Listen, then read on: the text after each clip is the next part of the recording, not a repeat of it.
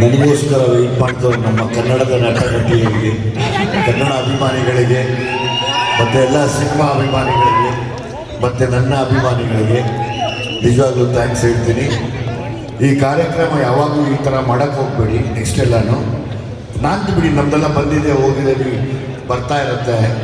ಯಾರೋ ಹೊಸಬರು ಬಂದಿರ್ತಾರೆ, ಅವ್ರಿಗೆಲ್ಲ ಈ ಥರ ಮಾಡಿದಾಗ ತುಂಬ ಮನಸ್ಸಿಗೆ ನೋವಾಗುತ್ತೆ ಅಲ್ವಾ? ತುಂಬ ಜನ ಹೊಸಬರು ಬಂದಿರ್ತಾರೆ. ನಾವೆಲ್ಲ ಫಸ್ಟ್ ಫಿಲ್ಮ್ಗೆ ತೊಗೊಂಡ್ವಿ ಬೆಸ್ಟ್ ಆ್ಯಕ್ಟರ್ ಅವಾರ್ಡ್. ಸುಮಾರು ಜನ ಹೆಣ್ಮಕ್ಳು, ಹೊಸ ಗಂಡ್ಮಕ್ಳು ಇನ್ಸ್ಪೈರ್ ಆಗಿಬಿಟ್ಟು ಕಾಯೋರು ಸಡನ್ನಾಗಿ ಈಗ ಮಾಡಿದಾಗ ಅದು ತೊಗೊಂಡ್ರೂ ವೇಸ್ಟ್ ಅನ್ಸುತ್ತೆ. ಸೊ ಬೆಟರ್ ಇಡೀ ನಮ್ಮ ಕನ್ನಡನ ಇನ್ಚಾರ್ಜ್ ಆಗಿರೋ ಈ ತಂಡ ಈ ಪ್ರಾಬ್ಲಮ್ಗಳಾಗ್ತಾರೆ, ಈ ತಪ್ಪಾಗ್ತಾರೆ ನೋಡಿಕೊಂಡ್ರೆ ತುಂಬ ಚೆನ್ನಾಗಿರುತ್ತೆ. ಪ್ರತಿ ಸರಿನೂ ಹೀಗೆ ಕನ್ನಡನ ತುಂಬ ಎಂಡಿಗೆ ಮಾಡ್ತೀರ, ಅದೊಂದು ಬೇಜಾರಿರುತ್ತೆ ಒಂದು ಮನಸ್ಸಲ್ಲಿ. ಕನ್ನಡ ಅಷ್ಟೊಂದು ಕೆಳದ್ಮಟ್ಟಿಗೆ ಕೆಳೆದಿಲ್ಲ, ಕನ್ನಡನ ತುಂಬ ದೊಡ್ಡ ಸ್ಥಾನದಲ್ಲಿದೆ.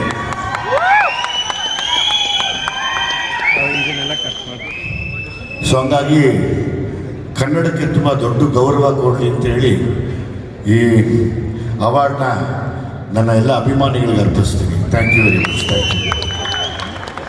Vijay sir, best actor critics ಖಂಡಿತವಾಗ್ಲೂ ಬಹಳ ಒಂದು ದೊಡ್ಡ ಅವಾರ್ಡ್.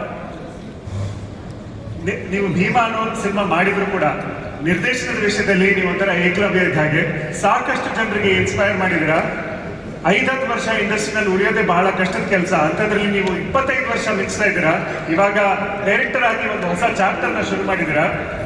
ನಿಮ್ಮ ಜೀವನನ ಇವಾಗ ಮೆಲುಕು ಹಾಕಿದ್ರೆ ಏನ್ ನೆನಪಾಗುತ್ತೆ ಸರ್? ಏನ್ ಮನ್ಸಿಗೆ ಬರುತ್ತೆ? ನಾವು ಡೈರೆಕ್ಟ್ ಅದಕ್ಕಿಂತ ಮುಂಚೆ ಆಕ್ಟಿಂಗ್ ಮಾಡಬೇಕಾದ್ರೆ ಬರೀ ಆಕ್ಟಿಂಗ್ ಮಾಡಿದ್ವಿ, ಆಮೇಲೆ ಉಪ್ಪಿ ಸಾರನ್ನ ಕಾಪಿ ಮಾಡಿಬಿಟ್ವಿ ಅಷ್ಟೇ. ಸೊ ಹಾಗಾಗಿ ಉಪ್ಪಿ ಸಾರ ನಮ್ಗೆ ಇನ್ಸ್ಪಿರೇಷನ್ ಡೈರೆಕ್ಷನ್ಗೆ. ಸೊ ಹಾಗಾಗಿ ಈಗ ಡೈರೆಕ್ಷನ್ ಏನು ಮಾಡ್ತಿದ್ದೀನಿ, ಸೊ ನಮಗೆ ಗುರುಗಳು ಎಲ್ಲ ಅವರೇನೆ. ಸೊ ಹಾಗಾಗಿ ಅವ್ರನ್ನ ತುಂಬ ಇಷ್ಟಪಡ್ತೀವಿ, ಅವ್ರನ್ನ ಫಾಲೋ ಮಾಡ್ತೀವಿ. ಹಂಗಾಗಿ ಇದು ಗೊತ್ತಿಲ್ಲ ನನ್ನ ಕೊನೆಯವರೆಗೂ ಒಂದೇ ಹಾರ್ಡ್ ವರ್ಕ್ ಮಾಡೋದಷ್ಟೇ ಗೊತ್ತಿರೋದು. ಅದು ಮಾಡ್ತಿದ್ರೆ ದೇವರೆಲ್ಲ ಒಂದು ಕಡೆ 100% ಎಲ್ಲರನ್ನೂ ಗೆಲ್ಲಿಸ್ತಾರೆ. ಬಹಳ ಧನ್ಯವಾದಗಳು ಸರ್. ಆಕ್ಚುಲಿ ನಿಮ್ಮಂತ ಲೆಜೆಂಡ್ಸ್ ಈ ಒಂದು ವೇದಿಕೆ ಮೇಲೆ ಬಂದಿರೋದಕ್ಕೆ, ವೇದಿಕೆಯ ಸೊಬಗು ಮೇರೆಗೂ ಮುಂದೆ ನಡೆಯೋ ಕಾರ್ಯಕ್ರಮದಲ್ಲಿ ಈ ಥರ ಮಾಡಬೇಡಿ. ಈಗಾದರೆ ನಾವ್ಯಾರೂ ಬರೋದಿಲ್ಲ. ಜೈ ಕರ್ನಾಟಕ ಮಾತೆ.